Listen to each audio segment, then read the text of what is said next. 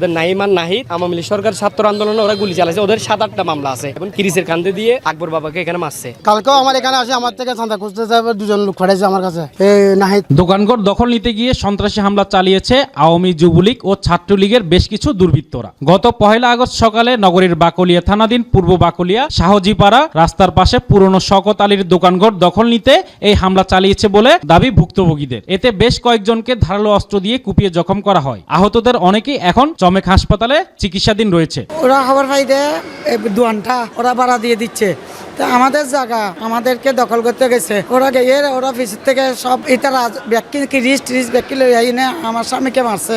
নাইম নাহিদ যুবলীগের ছাত্ররা ওরা আওয়ামী লীগ সরকার থাকতে আমাদেরকে পাত্তা দিচ্ছে না, আমাদেরকে ঘরে যাই মারধর করছে। এখনো আওয়ামী লীগের ক্ষমতা দেখাচ্ছে ওরা, যে আমাদের জায়গাটা আমাদের দোকানটা ওরা কি করছে অন্যজনের কাছে ভাড়া দিয়ে দিচ্ছে। যখন শোনার সাথে সাথে আমার আব্বু চাচারা সবাই মিলে যখন ওখানে গেছে ঘটনাস্থলে, এই যে নাইম তাদের পরিবার সবাই মিলে নাসের, মঈনুদ্দিন, তারপর মহিউদ্দিন, ওদের ছেলে নাজিম, নাহিদ সবাই মিলে আমার বরাবর গায়ের উপর কিরিস নিয়ে অনেক অত্যাচার করছে। এই ঘটনার প্রকৃত ঘটনাকে ভিন্ন খাতে নিতে ভুক্তভোগীদের বিরুদ্ধে উল্টো চাঁদাবাজির অভিযোগ তুলে ঘটনা আড়াল করার চেষ্টা করেছে হামলাকারীরা, এমনটাই দাবি প্রত্যক্ষদর্শীদের। এছাড়াও হামলাকারীরা এলাকার আধিপত্য বিস্তার সহ নানান অপরাধ কর্মকাণ্ডে জড়িত বলে জানান স্থানীয়রা। আমাকে ছুরি মারছে যে নাহিদ, ও আমার দোকানে গেছে, গিয়ে আমার থেকে চাঁদা করছে।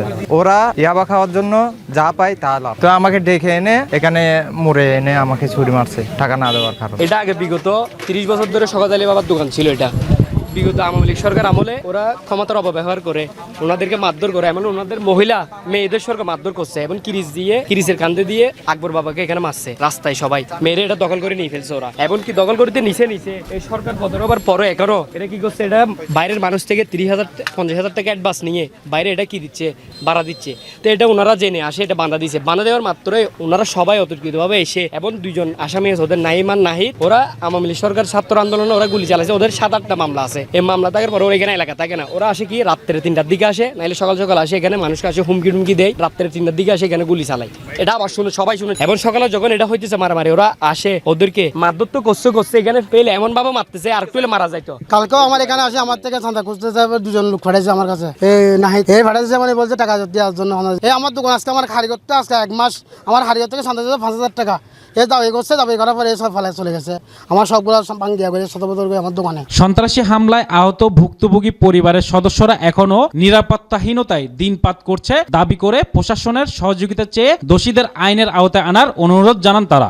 যেটা জায়গা সেটা আমার আব্বু দোকান করতেছে ধরেন না 30-40 বছর ধরে, যেটা আমার আব্বু শওকত আলী নামের চাই দোকান নামে পরিচিত। সেটা বিগত আওয়ামী লীগ যারা আছে ওদের ক্ষমতা কেটিয়ে আমাদের উপর দোকানটা তাদের বলে জোর করে নিয়ে ফেলতে যাচ্ছে। নাইম আওয়ামী লীগের ছাত্রলীগের সহসাধারণ সম্পাদক এবং ওর ভাই ওর ফ্যামিলি যাচ্ছে আমাদের উপর বিগত অনেক 4-5 বার হামলা হয়েছে। 2023 সালের মধ্যেও হয়েছে, কিন্তু আমরা কোনো বিচার পাই নাই। এমনি বিচার দিলেও কি কোনো কার্যক্রম হয় না। এটা আমরা আসলাম যে 4-5 জন, ওরা আমাদের দোকান দখল করে নাকি ভাড়া দিবে, ওরা দোকান মেরামত করে, বুঝছেন তো। 4-5 জন আর 10-15 জন একটা অনেক গ্যাপ না।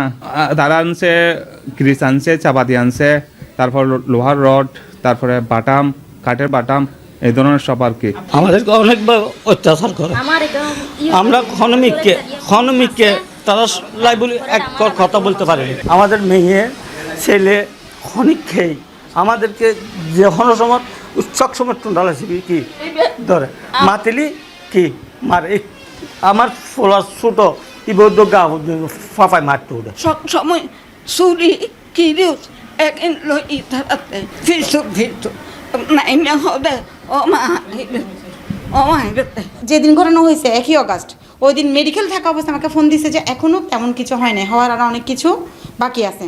এখন আমি শুধু চাইবো যে এই আমরা যে বিচারটা আগে পাই নাই, বর্তমান সংস্কারের যে ইয়াটা চলতেছে ওইটার হলো আমরা যাতে সুষ্ঠু একটা বিচার পাই, এভাবে সন্ত্রাসী যেগুলো সমাজে যারা এই ধরনের করে চলতেছে তাদের জন্য একটা দৃষ্টান্তমূলক শাস্তি হয়। এই ঘটনায় ভুক্তভোগীদের পক্ষে লিয়াকত আলী বাদী হয়ে বাকলিয়া থানায় 10 জনের নাম উল্লেখ করে এজাহার দায়ের করেন। এদিকে পুলিশ বলছে এই ঘটনায় উভয় পক্ষের লোকজন আহত হয়েছে এবং দুপক্ষই মামলা করছে, যদিও এখনো পর্যন্ত কাউকে আটক করা হয়নি। এই যে দুই পক্ষই আহত হয়েছে, দুই পক্ষ থেকে মামলা হয়েছে।